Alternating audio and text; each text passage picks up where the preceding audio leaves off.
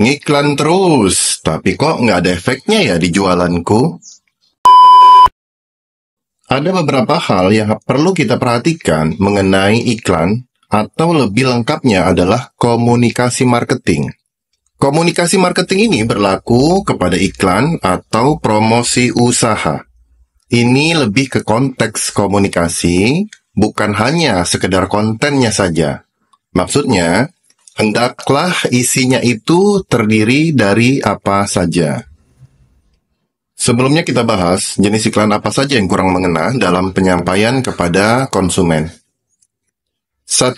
Iklan yang sering terlalu memaksakan, yang disebut sebagai hard advertising. Kita bahas di sini adalah konteks isi ya. Isi yang menarik yang memancing pelanggan untuk mengetahui produk kita atau meningkatkan brand awareness kita di pasar. Berlaku untuk media cetak atau online. Intinya, semua kegiatan komunikasi marketing, rumus ini akan berlaku.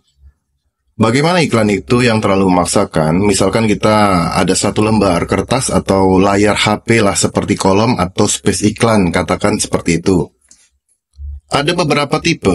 Tipe yang satu ini adalah tipe orang yang memulai usahanya tetapi punya basic. Psikologis biasanya mempengaruhi. Biasanya orang yang sering bekerja keras, dia tidak gampang menyerah. Pokoknya dia itu mau panas, mau hujan, dia tetap bangun bisnisnya.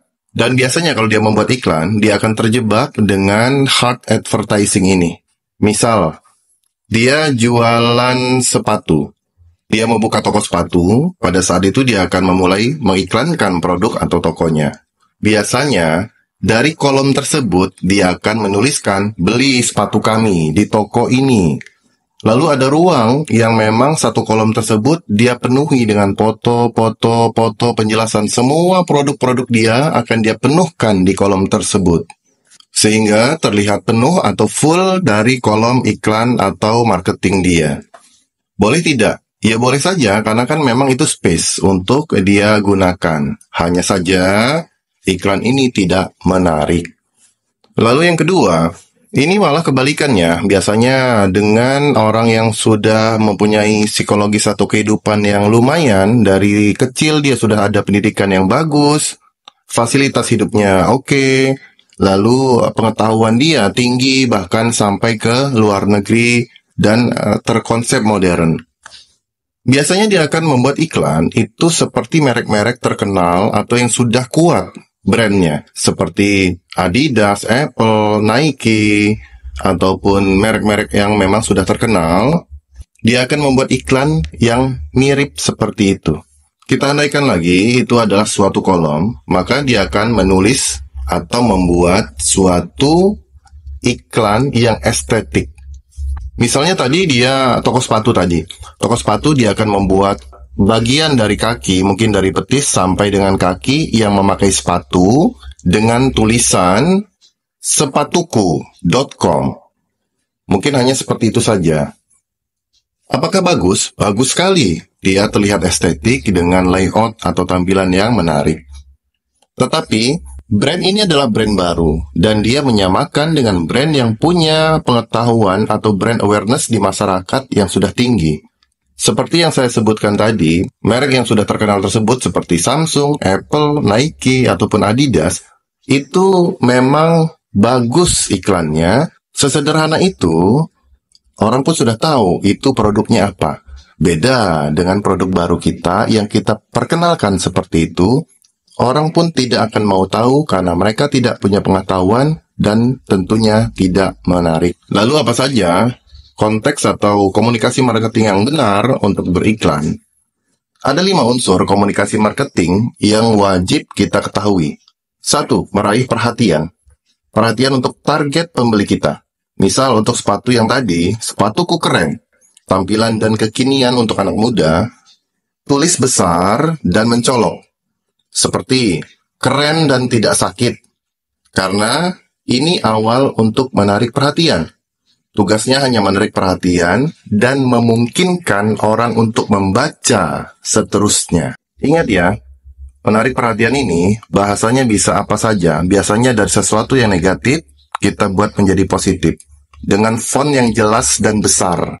Lalu lanjutkan, ini yang kedua, membuat orang tertarik. Sepatuku didesain oleh desainer yang berpengalaman dengan sepatu puluhan tahun di Eropa, dan juga mempunyai teknologi tinggi dalam pembuatannya. Intinya adalah bahwa ini bukan sepatu biasa. Lalu yang ketiga, mengatasi keraguan. Banyak yang melihat iklan, paham, tetapi tidak jadi membeli. Itu kenapa? Karena biasanya ada keraguan. Misal kita melihat produk di online. Pada saat kita melihat produk di online, apa saja yang menjadi keraguannya? Biasanya karena dia takut kalau sepatunya tidak cocok. Maka kita buat bahasa untuk mengatasi keraguannya adalah beli online, cobain, kalau tidak cocok, dalam seminggu kita ganti ukurannya. Ini akan mengatasi keraguan atau keberatan para pembeli yang ragu tetapi cocok dengan sepatu kita. Lalu yang keempat adalah kita harus membuat bahasa, membuat keinginan besar untuk segera membeli.